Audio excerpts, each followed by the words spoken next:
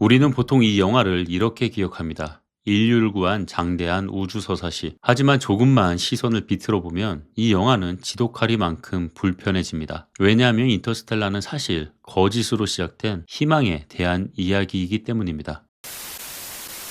영화 인터스텔라는 블랙홀이나 웜홀 같은 거대한 우주를 보여주지만 영화가 끝나고 우리 가슴에 남는 건 과학 지식이 아니라 주인공 쿠퍼의 선택입니다. 많은 이들이 말합니다. 쿠퍼는 인류를 구해야 했으니 어쩔 수 없는 선택이었어. 실제로 그는 인류를 구했고 약속대로 딸에게 돌아왔습니다. 결과가 좋았으니 그의 선택은 영웅적인 것이 되었죠. 하지만 냉정하게 가정해볼까요? 만약 인류 구출에 실패했다면?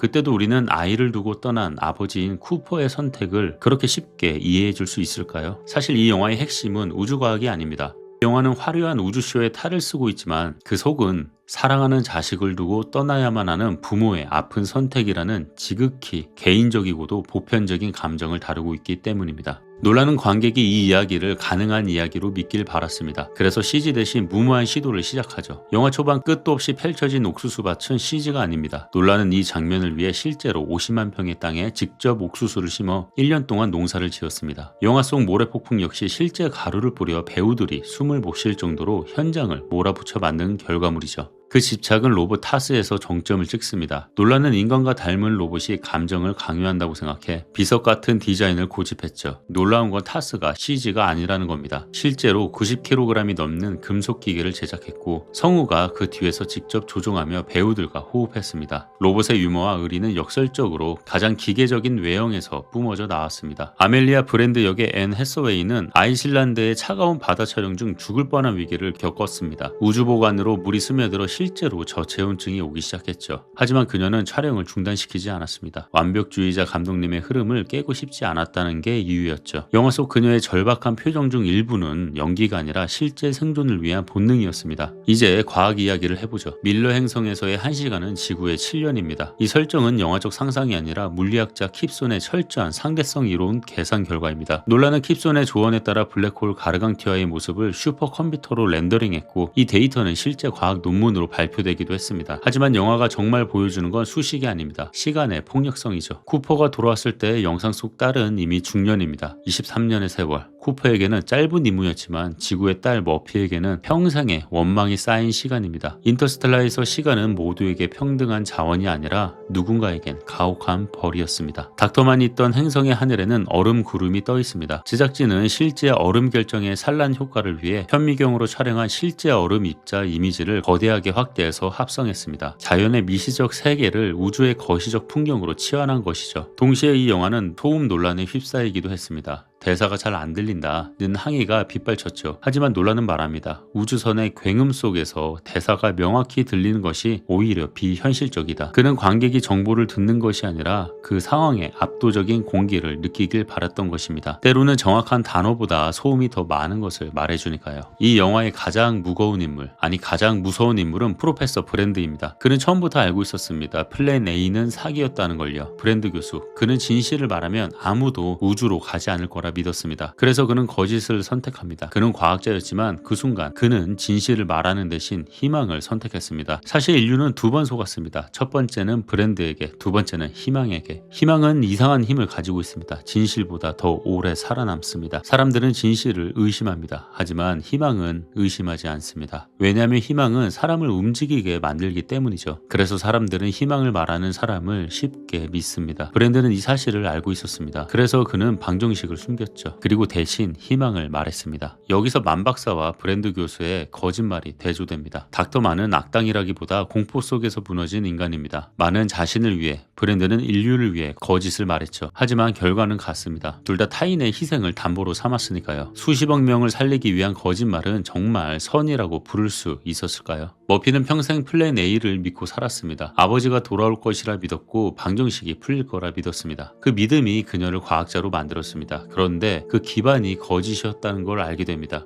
이 장면은 단순한 반전이 아닙니다. 신념의 붕괴였습니다. 흥미로운 건 그럼에도 왜 머피는 무너지지 않았고 포기하지 않았을까요? 그녀가 믿었던 것은 플랜 A가 아니었기 때문입니다. 그녀가 믿었던 것은 아버지였습니다. 어린 시절 아버지는 떠나며 말합니다. 그 약속은 과학이 아니었습니다. 증명된 사실도 확인된 계획도 아니었습니다. 그저 한 사람의 말이었죠. 하지만 머피에게는 그 말이 모든 계산보다 더 강한 근거였습니다. 그래서 그녀는 방정식을 포기하지 않았죠. 어쩌면 그녀가 붙잡고 있었던 것은 희망이 아니라 아빠와의 약속이었지 않을까요? 이 영화에서 가장 오래 싸운 사람은 우주에 있던 사람이 아니라 지구에서 기다리던 사람들이었습니다. 영화 인터스텔라에서 가장 기이하고 압도적인 순간을 꼽으라면 당연 블랙홀 속 테서렉트 장면일 겁니다. 수많은 시간의 선이 엉켜있는 이 4차원의 초입방체의 공간, 여러분은 이 장면이 100% 컴퓨터 그래픽이라고 생각하셨나요? 놀랍게도 이 공간은 실제 세트장이었습니다. CG를 불신하기로 유명한 크리스토퍼 놀란 감독은 이 복잡한 고차원의 세계마저 물리적으로 구현하기로 결심했죠. 제작진은 시나리오를 바탕으로 아파트 6층 높이에 달하는 거대한 실물 세트를 지었습니다. 수천 개의 물리적 선과 비계로 이루어진 이 세트는 주인공 쿠퍼가 서재 너머의 딸을 관찰하는 시간의 층들을 시각화한 것이었습니다. 여기에 과거 SF 거장들이 즐겨 쓰던 슬릿 스캔 기법을 현대적으로 재해석해 적용했습니다. 실제 빛의 줄기들을 세트장 곳곳에 투사하여 배우가 허공이 아닌 실제 빛의 바닷속에서 유영하는 듯한 환경을 조성했죠. 덕분에 주연 배우 맥커더이는 초록색 크로마키 벽이 아닌 눈앞에 실제하는 압도적인 구조물 사이에서 연기할 수 있었습니다. 그가 보여준 혼란과 경외심 가득한 표정은 단순히 상상력의 산물이 아니라 실물 세트가 주는 물리적인 중압감에서 나온 진짜 반응이었던 셈이죠. 물론 미세한 중력 왜곡이나 무한히 확장되는 공간감에는 VFX의 도움을 받았지만 그 중심에는 언제나 실제하는 공간이 있었습니다.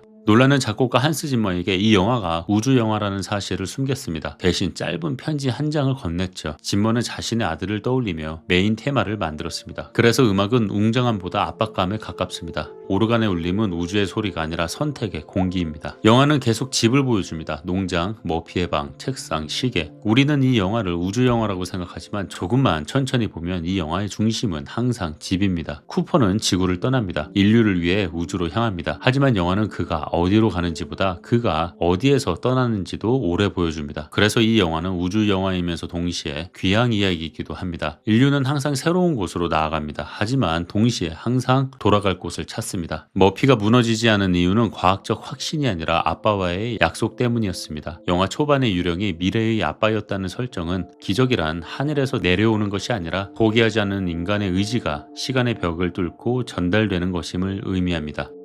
앤 해서웨이의 마지막 대사, 사랑은 시공간을 초월하는 유일한 것이라는 말은 단순한 감정이 아닙니다. 그것은 수많은 시간 속에서 머피라는 좌표를 찾아낼 수 있었던 유일한 데이터였습니다. 결국 약속은 지켰습니다. 하지만 머피의 잃어버린 세월은 돌아오지 않습니다. 완전한 회복이 없는 해피엔딩. 이것이 인터스텔라가 남긴 가장 슬픈 진실입니다. 인터스텔라는 과학 영화가 아닙니다. 이건 선한 거짓과 그 거짓을 믿고 움직인 사람들, 그리고 그 선택의 책임에 대한 이야기이기도 합니다. 희망은 사람을 움직입니다. 하지만 그 희망이 거짓이었다면 우리는 그 선택을 어떻게 평가해야 할까요? 우리는 쿠퍼를 이해합니다. 브랜드도 이해합니다. 머피도 이해합니다. 그래서 이 영화는 때론 편안하지 않습니다. 이 영화는 우리에게 묻습니다. 당신은 희망을 위해 어디까지 거짓을 허용할 수 있겠습니까? 그리고 더 조용한 질문을 남깁니다. 그 선택의 책임을 끝까지 감당할 수 있습니까?